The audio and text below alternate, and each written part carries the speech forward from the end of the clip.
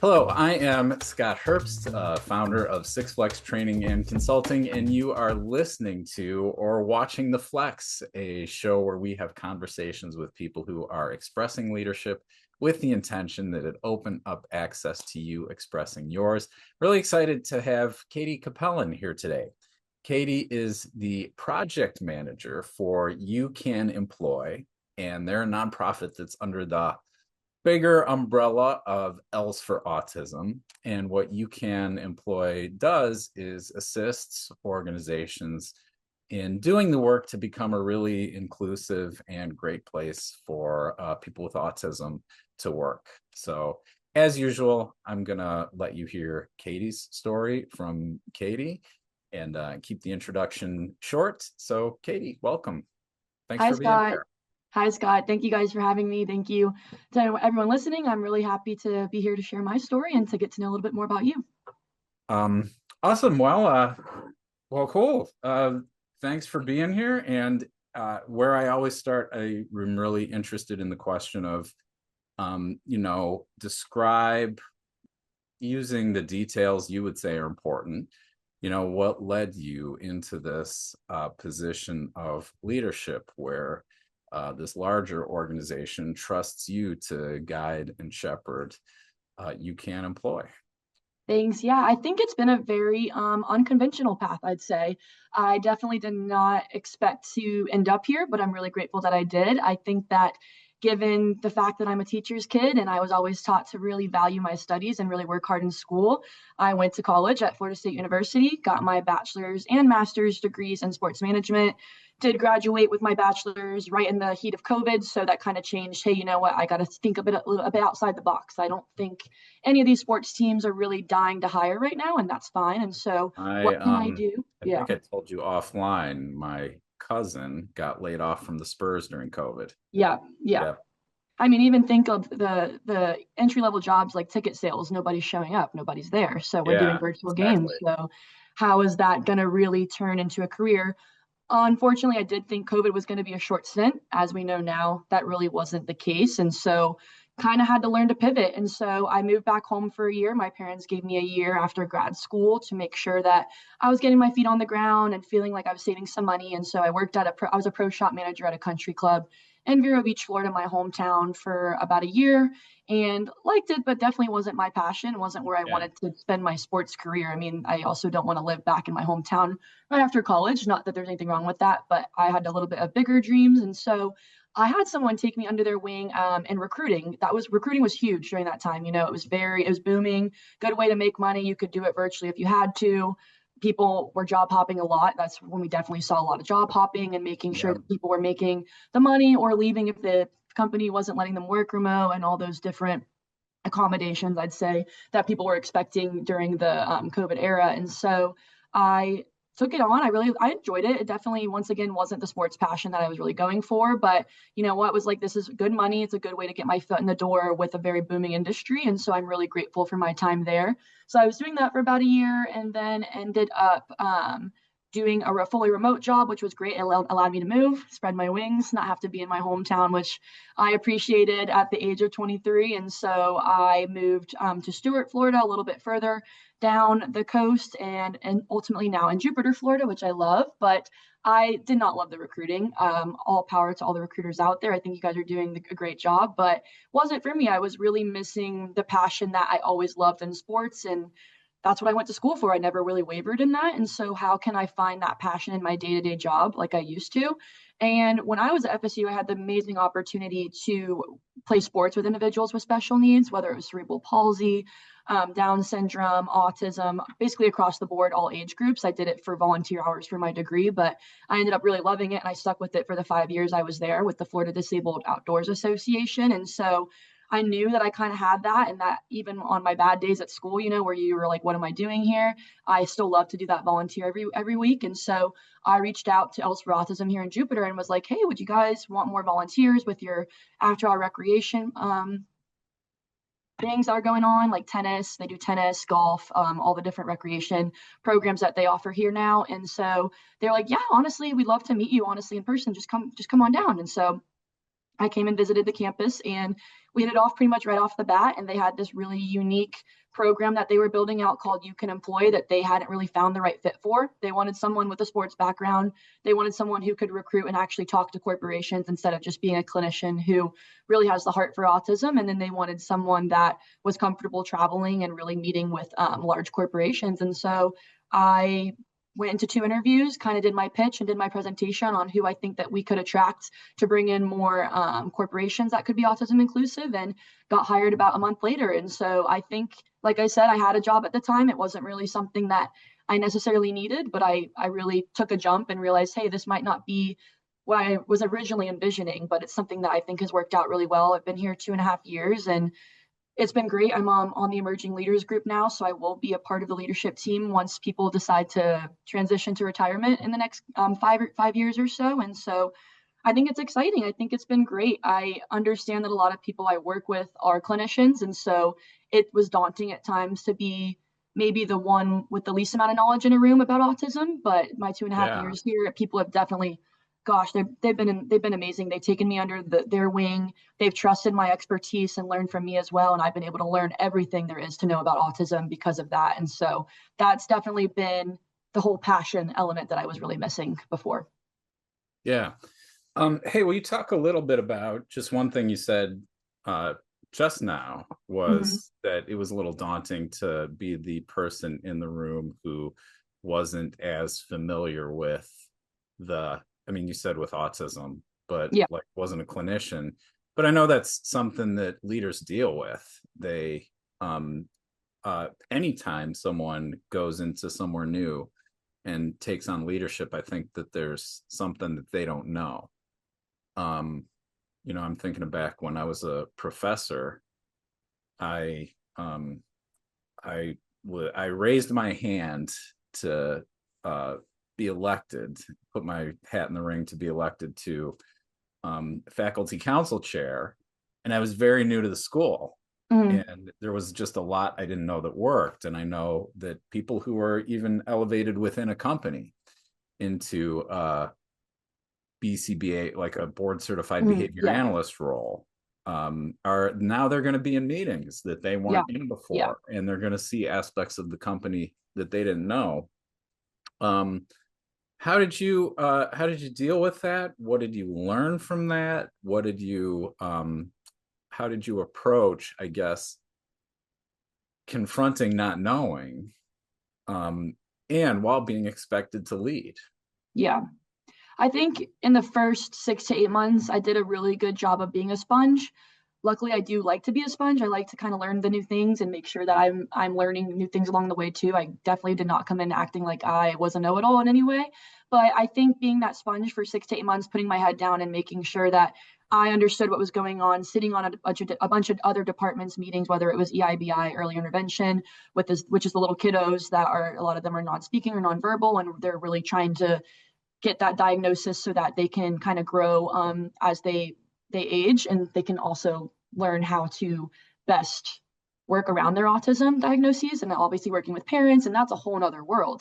And then you have the adults, which I work more closely with here in the adult services building, but really making sure I was learning as much as possible about each department.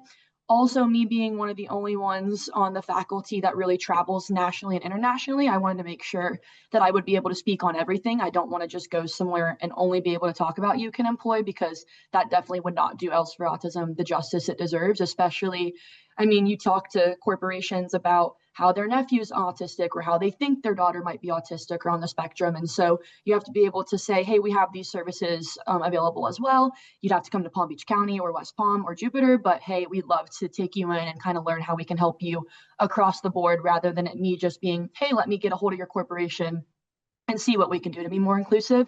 We really have to make sure that we're learning. And so I adapted that very early on, which I'm really, really glad I did. I learned everything because of that, instead of trying to be the headstrong one who is, I'll figure it out. I've got it. I've got it. I don't need anyone else's help. I think that that really also allowed me to become really close with all of my coworkers, which has helped monumentally with how everything operates inside and outside of work. I think that that's been amazing. But it also taught me that once I did understand everything about each department, that I was safe to voice my ideas and my opinions. I think that was a real Something I struggled with in the beginning because I was like, when is the cutoff time? Is it at 8 months where I'm allowed to say my opinions and my Like, when am ideas? I You know, trained? yeah, When am I really here? Yeah. when am I allowed to be able to voice my what I bring to the table? And so it really naturally started to happen about a little under a year in, and then for the last year and a half, they really appreciated how much time I took getting to know them and their departments, that it almost just became easy. Like, oh no, Katie's coming in, she's going to talk to us about You Can Employ, and we're going to make sure that we're all supporting each other and learning more from each other. Because even though we are in the weeds of, this is them speaking, of being clinicians and helping these individuals with autism in a clinical way, we have to think about the bigger picture. Once they have their diagnosis as a kid, and once they receive our EIBI services, and they work with BCBAs and RBTs and all of that, and then they go maybe to a school for an individual with autism, they still want a job one day, and they still want to work for a corporation that is going to support them and actually hear them and maybe hear their diagnosis and not be, oh, that's scary, that's daunting, I don't know if we can take that on. And so I really just think it really took the 6 to 8 months putting my head down, learning as much as I possibly could. Obviously, the autism world Yeah. is Can we ever changing. So talk about that and um, pick that apart a little bit? Because I yeah, think it's one thing to say, um, well, I was a sponge, yeah, right? You could yeah, tell people like, well, go be a sponge, but I want to actually talk about yeah, like your how you approach that. And what I'm hearing is that you really took on learning not just your little division and maybe the that was I didn't like that your division, right? I don't yeah, like calling it little. Um, but not just your area, but really the broader organization and how your area connects to that, yeah, and absolutely. how things move back and forth. And the way you did that was by doing things like going to meetings that were maybe outside of your area Yeah, and starting to build relationships and find things out from people. yeah, And I'm curious if there was a way you approached that that maybe, and then there's more I want to talk about here. I think there's a lot valuable in yeah, your approach to being a sponge.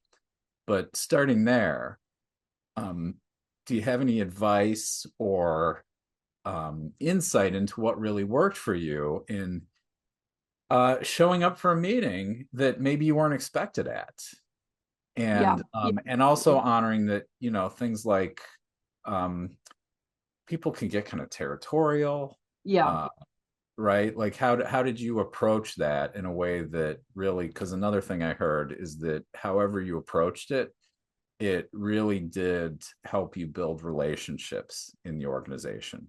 So yeah. could you talk a little bit about that? I think it really comes down to how everyone really needs to approach any type of relationship that they're getting into, whether it's friendship, romantic, or new coworkers. You have to be vulnerable and you have to be straightforward. I like I said, I could have easily came in here and been like, oh, I'm the expert in my craft and I want to speak expert to expert. I never took that on my end, even though I Mm. trusted my capabilities. I wanted to make sure that I came in, hi, I'm Katie, I'm new here. I have a little bit of experience in autism, more recreational, not anything clinical. I'm here to learn more. I also had the it was great that I kind of got to build You Can Employ, or help build You Can Employ, with the help of our executive director who kind of brainstormed the idea from scratch. And so I kind of went into these meetings being like, hey, I also want to learn the ways that I can make my program better, getting to know you guys, because this is something that's brand new. It's something we're building out. I want to make sure that we're all aligned, and I want to ensure that once again, when I am traveling to kind of pitch this program to large names like Stanley Black and Deckers, Arcus Golfs, big corporations, that I also can talk to them about what other services we have. And I want to make sure that I'm not speaking wrong, because this organization's been here for 10 years. You Can Employee's only been here for 2.5, 4, if you want to say the grant deliverable, but really 2.5 of it being a public business and a public nonprofit. But I think that I just wanted to make sure that I came in under with them understanding I'm here to learn from them first, and then I'll be able to kind of bridge the gap on how we can all work together and ensure that we're all successful. Because also a lot of these people at the organization and all of my coworkers, they've been here for 7 to 10 years, and they know a lot of the unspoken social rules and some of the unspoken ways of going about things that kind of help you get to that leadership point. How did they get there? How did they grow in their career? Were there times where they had to let some things go too? And were there times when they maybe weren't able to express their ideas because they felt like they were too new too? And so I try to not go into any meeting, especially if it's internal. If it's external, it's different, but internal being too serious. I think that that's a really odd approach for maybe just in the nonprofit world. Obviously, if you're working in a CPA firm or in a finance job, maybe everything needs to be super structured. But obviously, coming in with an idea of what we want to come out of the meeting, a good agenda, I always believe in that. But always being able to kind of hold a conversation and actually listen and be an active listener instead of just sitting there typing away or just sitting there taking notes and just rushing people along the meeting, because then you're not really getting to know how people might even be struggling in their job, how I can support them. Hey, Katie, I heard you have a contact at this company or this local division, and we have this client who really, really wants a warehouse job. Can you get a hold of your SBD contact and see if we can get Marcus a job there? And little things like that, that if I wasn't having those meetings, I'd been like, oh, no, I'm in my own little world. Like, you guys have to figure that out. Or they wouldn't even know to ask me. They'd be like, we have no idea what Katie does. She comes and goes. She works in her little office with her two consultants, and she lives in her own world. And so I think really I could have easily right in the beginning came in and just been in my little world in my little office and kind of kept to myself with the executive director and the program director and never really made those other connections. But then we definitely would not be doing Else for Autism justice. And we certainly wouldn't be doing people with autism any justice by doing that, because then we're just working in silos. And I don't believe in that. But yeah. A few things I want to highlight is you didn't say this, but what I heard is that you really came in with approach that I'm going to let what's needed shape my vision. Absolutely. That it wasn't you didn't have a preset agenda of here's how this has to look, here's what we're going to do. It was really by getting to know people, listening what they have to contribute, and letting that shape. Okay, here's how I can see we're going to fit in and how we're going to fulfill on our mission to assist organizations in creating a pathway for people with autism to like engage the workforce, right? Yeah. So you said that. I really appreciate that approach. You talked about making things fun and not just being someone who's sitting there listening. Can you say a little bit about that? Because I think you're right. It would be easy with that I've got to learn approach to, like you said, sit there, take notes, be the person in the corner who people are kind of wondering what's going on about. How did you say a little bit more about that? I think that really came naturally, and I'm really glad it did, because I don't think in any of my jobs before this, obviously with recruiting athletes in college and stuff, you had to make that fun because you're just working with a bunch of teenagers or people about to enter high school, and you need to be lighthearted and fun. But in most of my more serious jobs, I was taught you had to be serious and professional, and you had to be very cut and dry and be clear and concise, which being clear and concise is still important, especially when it comes to communication. But it's the same advice I give to the companies I talk to. Because I'm not a clinician, this should 100% be, any meeting that I have with a company or internally should be a safe space. They should be able to kind of express why they're feeling the way that they feel, why they might have some biases, they might be hesitant to take an approach. It's the same, like I said, it's the same thing I talk about with companies. I want to hear why they're concerned. I want to hear why they hear autism inclusive employment and think, oh, that's going to be either more work for me, or that's going to be hard to accommodate, or I already have too much going on, my staff can't handle that. And I want to hear all those concerns. And that's the same way I've learned to approach my internal meetings here at Else for Autism, is because why wouldn't I want to hear what they're also going through too? You know, everyone's in the weeds with their jobs every day. Once again, I'm not a clinician, so I can't even imagine what a clinician's day could look like. Their first client of the day at 9 a.m. sharp could have had an immediate meltdown when walking into the doors, and that could have set the stage for everyone's whole day in that department. And so how can I, when I come into my 2 o'clock meeting, when they're probably exhausted because they barely got a lunch break and they are go all day, well, I get to sit at my pretty desk and talk to large corporate people who maybe want to just tell me about their day and their company. but how can I make sure that when they finally meet with me, it's not another meeting on their calendar? It's a, oh, I get to Mm. meet with Katie. Like, it's a meeting of the minds. You know what? We can be loose about it. We can make sure that, hey, sorry guys, this week this happened at home and with my daughter, and I really am just trying to catch my breath this week. Can this become a problem in 3 weeks, or can it become something we talk about in the next meeting? Or hey, I want to celebrate this new donor we attracted, or this new funder we attracted, and I want to make sure, Katie, you meet them too, so that if you're ever in the same place with them, that you can also thank them for their time and for their acknowledgement and for giving their money to us as well. And so if you didn't have those meeting of the minds, casual, more flexible conversations, I don't think you would actually get as much done, and you wouldn't really hear as much of what people are going through in their day to day. And you certainly would not be an active listener. And I will say, before this job, I was not a great active listener. I made an agenda, I stuck to the agenda. It was boom, boom, boom, boom, boom. And there's still some meetings I have to do that with, definitely with my executive director.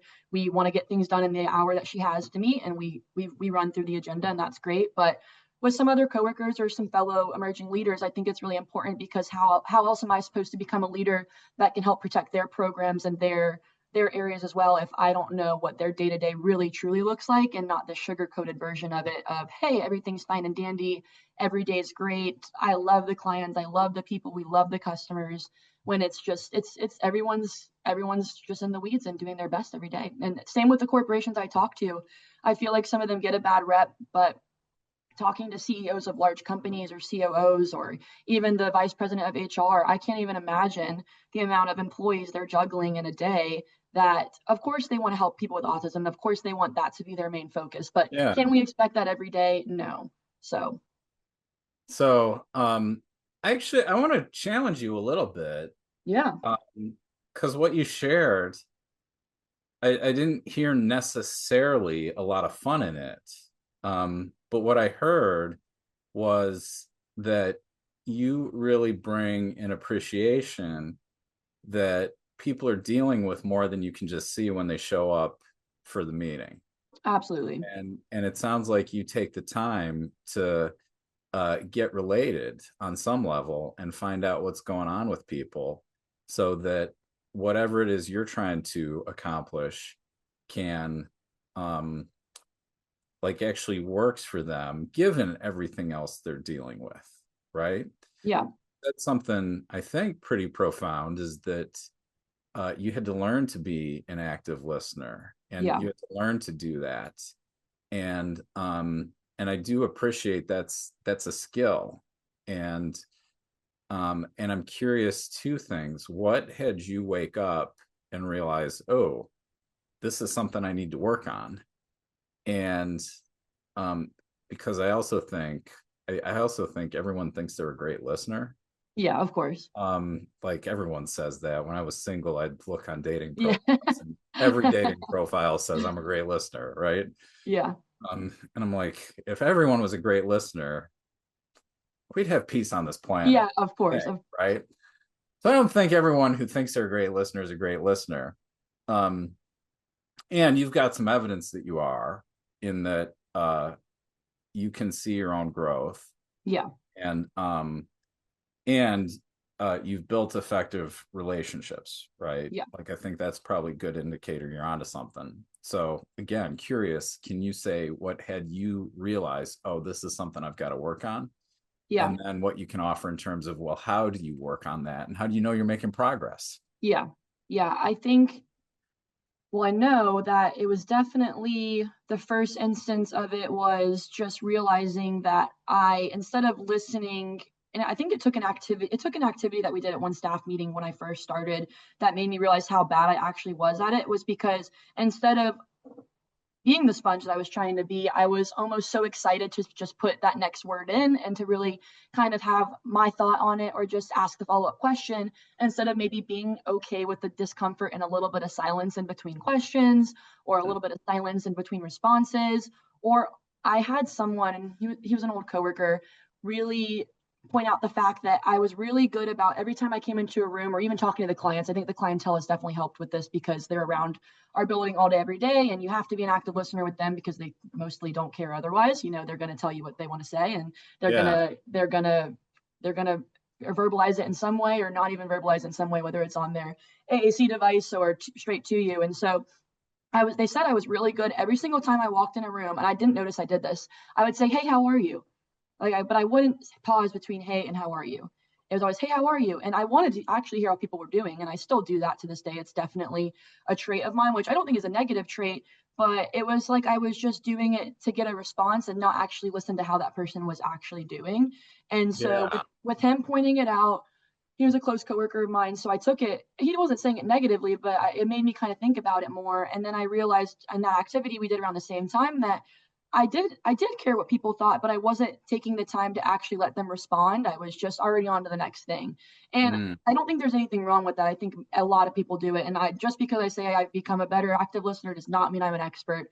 I am constantly pivoting and learning more ways to be that way. But I really think it's okay to slow down, and it's really okay to walk into a meeting and maybe spend the first 5 to 10 minutes. Even though some people don't think it's the best use of time is to actually say, "Hey, how are you?" I still do that, and I actually mean, "Hey, like, how are you? Let's talk about how are your holidays? Oh, how has your week been? I heard your daughter's sick." Or, "Hey, I heard you worked remote because you were sick. How are you actually feeling?" And so I think that that's really helped with my team camaraderie. One of my consultants who works remote now, he reached out to me yesterday and was like, "I feel like we've all been just way too busy to actually connect. Like, I want to, can we just get on a call and not even talk about work and just see how you're doing, see how the holidays went, and make sure that we're also there for each other if there's ever anything that comes up outside of work too." And I think if you don't have that as a company, you're going to really fall behind in today's world unless you're paying someone $1 million. Then they're going to show up to work, of course. But if you're not having that at bare minimum, that company that can actually communicate with each other and say to your boss, "Hey, I have something coming up the next couple of weeks. I might not be as on it as possible. I was having some health problems about 6 months ago, and my brain fog was really bad before I got on new medication. So I had to tell my boss, Aaron, who was great about it. I was just like, "Hey, like my brain's just not been as sharp as usual. So I apologize if there's some things that I'm missing out on, or I'm not being as sharp as I usually am on." And so being able to have that open communication as well, and knowing that you can go to your coworkers, especially they can come to me. If I'm that one person on staff who they feel like they can come to, whether they are autistic or not, I think it's really important to have that mentorship as well for the individuals we hire on staff that are autistic. Then that's fine, that's okay. But I really think if everyone approached things like that, they would want to come to work more, I think, first off. And two, it would be a lot, you actually learn a lot more than you ultimately thought you were going to learn. Yeah, I wonder too, and I don't know, but tell me your thoughts on this. So one thing I heard is that taking that time to, and again, this is like the theme of what you're saying is taking the time to find out where people are. Yeah. I really appreciate what you said that people often see like, oh, that's a waste of time. People want to jump into let's do, let's do, let's do. Yeah. Um, you said that it I don't remember exactly what you said. Here's what I heard Yeah. Go ahead. is that um it sounds like it really helps you trust each other Hmm. and um know where this was the picture I got as you were talking. It really you're working on a team and it really lets you know where your different teammates are at. Yeah. And probably this is what you didn't say, but I'm wondering about is if taking that time starts to build trust and build trust that I can communicate with these people. Yeah. That if, we leave the meeting and I said I would get something done and something comes up, that I've got a relationship with you Yeah. and I can say, hey, Katie, I said I was going to have this done on Friday and I'm dealing with this other thing. Yeah. Can we like Yeah. let's figure this out, Yeah. right? Let's figure out how I'm going to get it done, how the team can support me, can I put it off, etc. Yeah. um that like it sounds like it creates an environment where just people are free to communicate Yeah. and say really what's going on and where they need help or where they can Yeah. offer support, etc.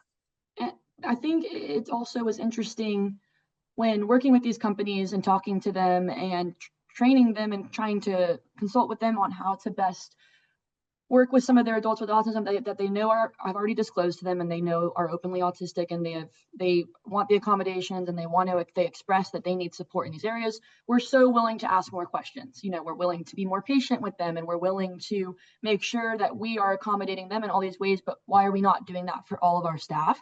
And I definitely caught myself with one autistic employee I have who I work with closely.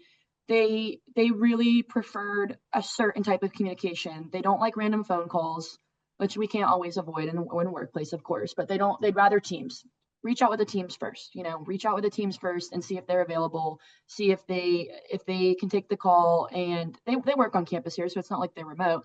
But and then they also really didn't like communicating through email. Teams was their place to work, and they liked it. That's fine. So now I just communicate with that person through Teams, and that's okay.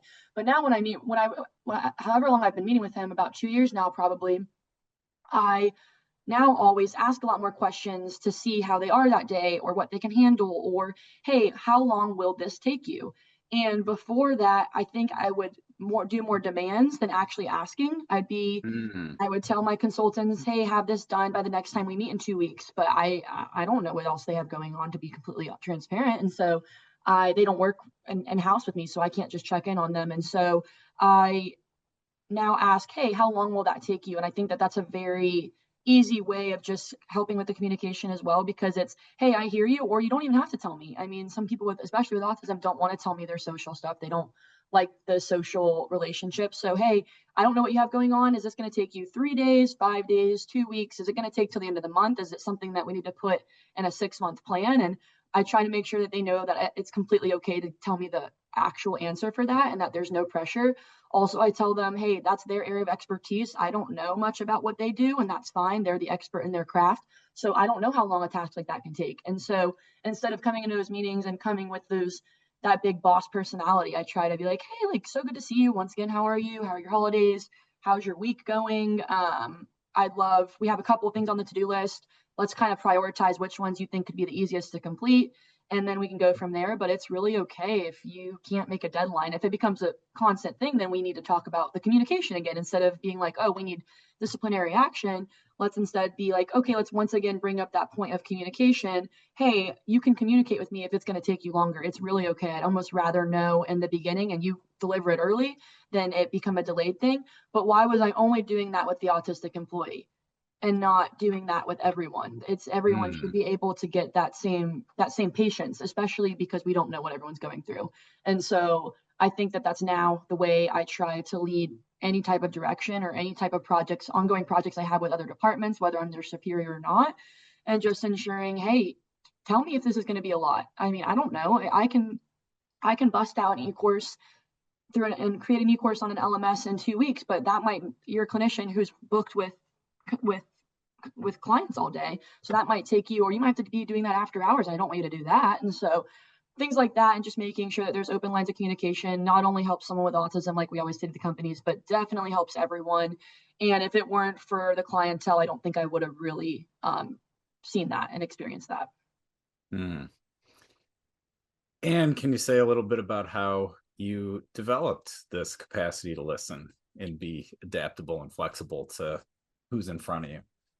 I would say nothing. It's a running joke in my little office area here with there's another department on the other side of me, the employment services division, but we're not conducting open heart surgery. It's really okay. We don't need to be in a rush with everything that we do. These clients love us. We're here. We're all human. It's nothing is an emergency unless obviously someone's having a seizure or an actual like health related concern. Yeah. But we really can slow down and listen to each other more, because especially with me wanting to become a true leader at this company at the executive level, I really don't see how we could not do that and be successful, because there's so much overlapping, whether it's overlapping services, overlapping contacts. Like I have a lot of the same contacts as a development team, and a lot of the same contacts that probably Ernie Els has in his cell phone. So we can't all be bombarding the same people 20 times a week. So let's communicate and make sure that we are being a little bit more mindful about things, or if someone's talking about something, they can talk about all the other services as well. And if you don't listen, then you're never going to find any of that out. You're just going to stay in your own little wheelhouse and you're just going to keep running in your own circles. And also, just because something's an emergency for you doesn't mean it's an emergency for another department and for your superior or for your subordinate. It doesn't matter. Just lack of planning on one person's part is not someone else's fault. And so if we don't listen to those other issues going on or other people's tasks that they're doing, one, we don't have a true idea of what their job actually is, which I think is another problem in itself, because you don't really know other people's job until you're walking in their shoes. And so I try to be very perceptive as to what other people are doing around us. We had a new we have a program on campus called adult day training. And so that's where adults over the age of 22 up until whatever the lifespan can come and receive vocational and like life skills training during the day while their parents are at work, because a lot of people can't afford at-home care all day while they're at work, or honestly, a lot of these clients just want to learn independence and to hopefully live on their own one day instead of with their family, or they want to learn some quick vocational skills so that they can learn how to get a job on their own. And we had it's a very, very hard program. I mean, all power to all of them. It's a lot of work, and you're dealing with adults, so you have to treat them like adults, of course. It's And we hard had for the employees working with these yes, clients. yes, yeah, because they're adults, and so it's not like children where you can speak in a baby voice or treat them like you're their teacher. Yeah. You're not their teacher, moral of the story. And so you're just there to help support them becoming more independent and learn their own life skills so that they can be confident in their day-to-day practices. And so we had a new adult day training manager come on board, gosh, like right around the holidays. And it's a hard program, especially if you haven't been here and you don't know the personalities of all the clients. Luckily, being here 2.5 years, I know them all super well. And so it's nice to know when one's having a good day or a bad day. But we had a staff meeting, and I really acknowledged her and stood up, and I was just like, I just want to let you know, because I just got to know her in the staff meeting. We did an exercise where we were circulating around and getting to know what people do in their day-to-day jobs, because we kind of realized, hey, there's so many departments here and so many people that are all over the place. We want to know what people are actually doing. And I knew what her job was, but she's the most patient and most kind person. And she's already came in with all these great ideas. And it's so, even though she's doing the same job as the last ADT manager or the last person that was over ADT, she's approaching it in a completely different way. And I'm not saying one was right and one was wrong, but it's so cool to hear how someone, especially from the outside coming in, can approach things so differently. And if I wouldn't have taken that 45 minutes to get to know her in a staff meeting and been worried about my work day and checking my phone and checking my Teams and my Microsoft email, I wouldn't have known any of the way that she's approaching it. I'd just been like, oh, another ADT manager, good luck. But like she's going to be such a good fit here, and I'm so glad I could empower her to be confident in that, because she is a perfect person to be dealing with that clientele, and she has such a different approach. Her approach is very similar to mine. We're not doing open heart surgery. Nothing's an emergency, and I need to make sure my staff knows that too, because I think maybe the old manager was very boom, boom, boom, go, go, go. And I want to make sure that our staff knows, hey, like if someone's having a bad day, let them have a bad day. They're adults. Like we are all adults here, even the clients. So they can have a bad day. We don't all need to pause what we're all doing because someone's having a bad day. If they're having a seizure or a medical episode, of course. But other than that, we just need to go about our day and keep things even tempered and even keel, because also individuals with autism are super perceptive to the sensory and just noises and everything like that. So that can really throw off a whole day and a whole department if someone's just panicking and freaking out. And so having that calm demeanor, and I can't wait to observe her more. I mean, she's just downstairs for me. I know we all get busy, but I just really accredit her to that. And so I think that's another good leadership skill, even though I'm not her superior. I think it's nice to really build other people up, and especially if they're new, because it's daunting to obviously come into a new job, and with a job like that especially. And so yeah, I think it's really recognizing other people's way of going about work and appreciating it, and then understanding that let's get to know them, and let's not rush through getting to know them either. Don't do a 5-minute meeting on your calendar of like, oh, here's an introduction of my program, come see me if you want. Like actually take the time, because if we don't do that, then we're not serving our clients correctly, and we're not actually practicing what we preach, which is autism inclusiveness, which means actually taking the time to get to know the person, what accommodations they need, how we can best support them, and why are we approaching only autism like that when we should just be approaching everyone like that. Thank you. It sounds like, going back to the listening question, Your approach to getting better at listening has been to realize that there's room for growth and then just practice and stay in the inquiry. Like, am I listening? Yeah. Um, and uh, and then the broader theme that I want to underline, and we are getting close to out of time here, is the really meeting people where they are, which you Yeah. do by listening, taking the time to make sure you've heard them, and then being adaptable and flexible. Yeah. While I've also heard keeping your eye on, well, what is there to accomplish, Yeah. and really managing it. Yeah. So like, I don't hear that you say things like, well, get it to me when you can. Yeah. What you say is, when can you get it to me? Yeah. Yeah. Imagine that really empowers you as a leader, because then you know what you're counting on people for. Absolutely. But also being, again, adaptable and flexible to, let's make sure what I'm counting on from you actually works for you, given all your other responsibilities. Yeah. Yeah. Um, so, a couple more questions I really love to ask. Yeah. We've talked about what you have learned. What is next for you? And how are you looking to grow? What's your next challenge? Um,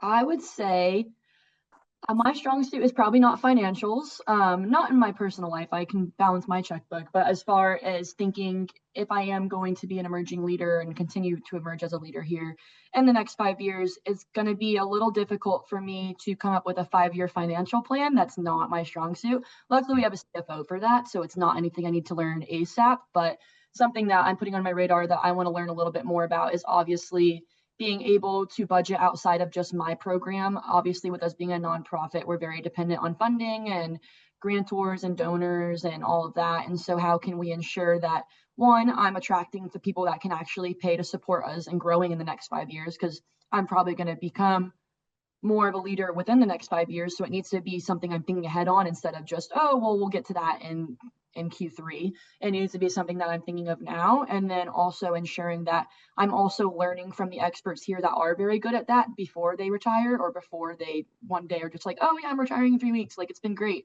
I need to start learning slowly as we go, because if not, hmm, I do think money and financials, and I never did any huge math classes in college. Probably not my strong suit. So that's something I'm looking forward to tackling. And sadly, that probably won't be as exciting and riveting as conversations I'm used to having. And that's okay. And just being comfortable with understanding that, and being vulnerable with the fact that that isn't my strong suit, and telling anyone that I manage, or anyone that's parallel to me, or anyone above me, that, hey, it's not something I'm great at, but I'm looking forward to learning more. And maybe that's something that we can start discussing and meeting with now, instead of when it becomes a dire need. awesome. Yeah. And the question I always love to ask everyone is, what are you proud of? I'm really proud of the fact that I have been able to pivot a lot, not only in this job, but in my career. And instead of really letting it get me down, I took it as a learning lesson and making sure that, hey, it's probably just pointing me to something better. I think that that's helped me a lot, especially as a younger, throughout my younger, like my early 20s, is making sure that, hey, just because you got this degree doesn't mean you need to use it. Just because you expected this perfect track and you worked super hard in school to get these perfect grades, you don't have to be perfect, and that's okay. And you really can't compare your track to other people's tracks. And you have a really fulfilling job now. And so, don't be afraid of future pivots, and especially while at Else for Autism, because we're always, as nonprofits, always looking to pivot and come up with new ideas. But let's make sure that you're proud of that, and not just taking that for granted and being like, oh, you know what? Yeah, I just kind of went with the flow. Like, no, I actually was pretty resilient throughout the process. I didn't let it get me down. If I never really was in between jobs. I immediately went and got the next one and made sure that I was on a track to success, whether that was the perfect job for me or not. No, but it got me to where I am. And so I'm proud of the way that I handled that. I never let it get me down, or make me sad, or make me upset about where I was at in life. Awesome. Thank you. And Yeah. the last question I always ask is, how can people reach you if they'd like to? So we actually are, we have our own website, even though we are run through Els for Autism. You can go to elsforautism.org and find out all the services through Els for Autism. And You Can Employ actually has their own website, which we're really grateful for, youcanemploy.com. And any contact thing on You Can Employ, any link will go straight to me. You can also email me at katie.cappelen, katie.cappelen at elsforautism.org, or just a quick Google or LinkedIn search. We have a really big LinkedIn presence through You Can Employ too. So you can hear some other companies that are seeing a lot of success through being autism inclusive employers and see some of the reasons why we do what we do, which I think is really, really, really nice to see in this day and age. Awesome. Katie, thank you so much for taking the time to talk with me today. And on behalf of our listeners, thank you. I've really enjoyed the conversation and gotten a lot from it. Thank you for being here. Thank you, Scott, and thank you for all the listeners. I really appreciate it. And to all our listeners, this wraps up this episode. As usual, press all the buttons, give us the likes, the 5-star reviews, leave a comment, and we will see you back here at the next episode of The Flex.